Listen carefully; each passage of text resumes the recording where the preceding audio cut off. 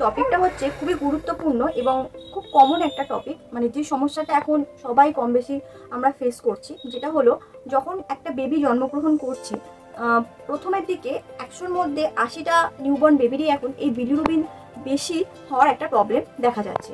তো এই বিলিরুবিন বাচ্চার মধ্যে যে বেশি থাকছে এটার কিন্তু কোনো নির্দিষ্ট কারণ ডক্টর বলেন না। অনেক ডক্টররা মানে বলেন যে যখন একটা বেবি মায়ের পেটে থাকে তো মাকে তো শুরু থেকে একদম শেষ অবধি আয়রনের ট্যাবলেটটা খেতে হয়, তো অনেকটা বেশি আয়রনের ট্যাবলেট খাওয়ার জন্য হয়তো বাচ্চাদের এই বিলিরুবিনটা বেড়ে যায়। আবার অনেক সময় কি হয়, অনেক মায়েরা নর্মাল খাবার দাবার খেতে পারে না, তাদের খালি ফাস্ট ফুড বা বেশি বেশি রিচ খাবারের দিকে অ্যাট্রাকশনটা বেশি থাকে, তো অনেক সময় ওইটা কন্টিনিউ খাওয়ার ফলেও বাচ্চাদের জন্ডিসটা দেখা দেয় বা বিলিরুবিনটা বেশি থাকে। তো এইরকম অনেক রকমই কারণ হতে পারে, কোনো নির্দিষ্ট কারণ কিন্তু বোঝা যায় না।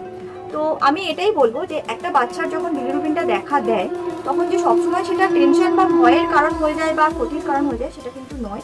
বাচ্চারা যখন হয় তখন বিলিরুবিন একটুখানি বেশি থাকবে, এটা কিন্তু একদম নর্মাল ব্যাপার, এটা নিয়ে ভয়ের বা টেনশনের সেরকম কিছুই নেই। যদি বিলিরুবিন বেশি বেরোয় অবশ্যই ডক্টরের সাথে কনসাল্ট করতে হবে, ওখানকার যে বেবি ডক্টর থাকে ওনারাও অনেক কিছু সাজেস্ট করে দেন, তো সেগুলো ফলো আপ করলেই কিন্তু বাচ্চার বিলিরুবিন অনায়াসে কমানো যায়। একটা বেবি যখন হয় যেদিনকে ডেলিভারি হয় তার ঠিক 3 দিন মাথায় ওদের কিন্তু বিলিরুবিনটা চেকিং হয়। তো যখন বিলিরুবিনটা চেকিং হয়, যেমন আমার বাচ্চার ক্ষেত্রে যেটা হয়েছিল, আমার বাচ্চার বিলিরুবিন রেঞ্জ বেরিয়েছিল 1.92, তো এটা একটু বেশি ছিল, যেটা নর্মাল থাকার কথা 0.1 থেকে 0.4। আচ্ছা, আর একটা হচ্ছে আপনার বিলিরুবিন আনকনজেক্টেড সিরাম যেটা থাকে আর কি, ওটা আমার বেবির ছিল 10.23, এটা থাকার কথা 0.2 থেকে 0.9, তো দুটোই আমার বেবির অল্প অল্প বেশি ছিল। এবং ডক্টর আমাকে বলেছিল যে জন্ডিসটা বাড়ছে কি করে আপনি বুঝবেন, কিছু কিছু লক্ষণ আছে। তো বেবির যদি তোমরা জোরে এরমভাবে নাকটা এরমভাবে টেপো, খানিকক্ষণ টেপার পরে এখানটা কিন্তু খুব ডিপলি হলুদ হয়ে যায়, তারপর পেটটা টিপলে হলুদ হয়ে যায় অনেকক্ষণ টিপে ছেড়ে দেওয়ার পরে। এই জিনিসগুলো যদি খুব বেশি হলুদ হলুদ লাগে, চোখটা খুব বেশি হলুদ লাগে বা মুখটা যদি খুব বেশি হলুদ লাগে, তখন কিন্তু তোমরা বুঝবে যে জন্ডিসটা কিন্তু কমছে না, বাড়ছে।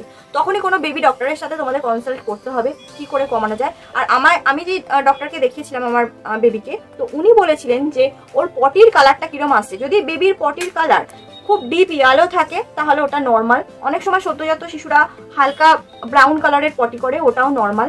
কিন্তু যদি কোনো বেবি একদম পুরো হোয়াইট কালারের পটি করে তার মানে কিন্তু ওর জন্ডিসের লেভেলটা অনেকটাই হাই আছে, তখন কিন্তু চিন্তার বিষয়। এবং তখন কিন্তু ডাক্তার বলেছিল অ্যাডমিট হতে পারে, এবং অ্যাডমিট করে ওরা ওই আলোর মধ্যে বেবিকে রাখে, তো সেইভাবে ওরা জন্ডিসটা কমানোর চেষ্টা করে। তো এই জিনিসগুলো নিউবর্ন বেবির ক্ষেত্রে কিন্তু খুব খেয়াল রাখতে হবে যে ওদের জন্ডিসটা কমছে না বাড়ছে।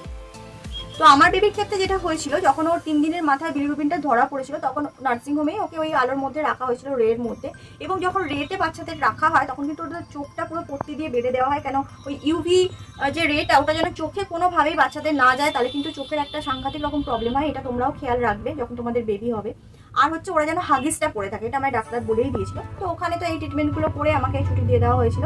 এবং আমার সি সেকশনের আফটার 10 ডেজ বাদে আমার ছিল চেক আপ করাতে যাওয়া, আমাকে এবং আমার বেবিকে দুজনকেই আমার যিনি স্যার সিজার করেছিলেন উনি দেখবেন। তো আমি যখন যাই, স্যার আমাকে দেখে বলেছিল সবকিছুই ঠিক আছে, কিন্তু আমার বেবিকে দেখে বলেছিল যে তোমার বিলিরুবিনটা উনি মনে করছেন যে একটু বেশি আছে। এবং আমরা দেন অ্যান্ড দেয়ার সেদিনকেই আমার বেবির আবার ব্লাড টেস্ট হয়, তো তখন একটু বেশি বেরিয়েছিল।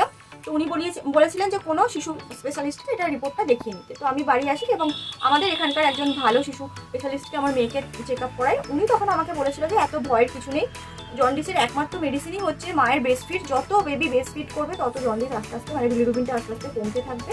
আর এখনই আবার নতুন করে টেস্ট করার কোনো প্রয়োজন নেই, আপনি শুধু খেয়াল রাখবেন যে বেবি সারাদিনে কতবার ইউরিন করছে এবং ইউরিনের কালারটা কিরম আছে, হোয়াইট আছে কিনা। যদি খুব বেশি সরষের তেলের মতো কালার হয়ে যায় সেখানে টেনশনের ব্যাপার। যদি হোয়াইট কালারের ইউরিন সারাদিনে বেবি 6 থেকে 7 বার মিনিমাম করে তাহলে বেবি সুস্থ।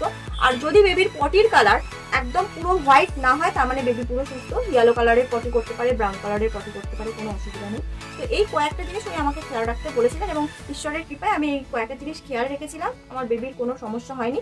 আর হ্যাঁ, একদম মর্নিংয়ের যে হালকা যে সানলাইটটা সেইটার মধ্যে আমার বেবিকে হাগিস পরিয়ে 8 ঘন্টা করে রাখতে বলেছিল, আমি সেটাও রেখেছিলাম। তবে খুব বেশি রোদে রাখতে বারণ করেছিলেন আমার ডাক্তারবাবু, একদম ওই সকালবেলার নরম রোদের মধ্যে ওদের রাখতে বলেছিল, যেটাও জন্ডিসের জন্য খুবই উপকারী। তো এই কয়েকটা জিনিস আমি ফলো করেছিলাম, যে কারণের জন্য আমার মেয়ের সেরকম প্রবলেম হয়নি, ও বিলিরুবিনটা রিকভার করে গেছে। তো বেবি সংক্রান্ত এটা ছিল আমার খুব ইম্পর্টেন্ট একটা ভিডিও তোমাদের সাথে শেয়ার করার। আর আমি চেষ্টা করব আমার বেবিকে নিয়ে বা আমার বেবি সংক্রান্ত আরও অনেক রকম ভিডিও তোমাদের সাথে শেয়ার করার। তো আজকের ভিডিওটা তোমাদের কেমন লেগেছে অবশ্যই সবাই জানিও। আর যদি কোনো তোমাদের কোয়ারিজ থাকে বা কিছু জিজ্ঞাসা থাকে আমাকে অবশ্যই বলো। আর আমার চ্যানেলটার পাশে সবাই থেকো। তো আজকের মতো এখানে ভিডিওটা শেষ করছি।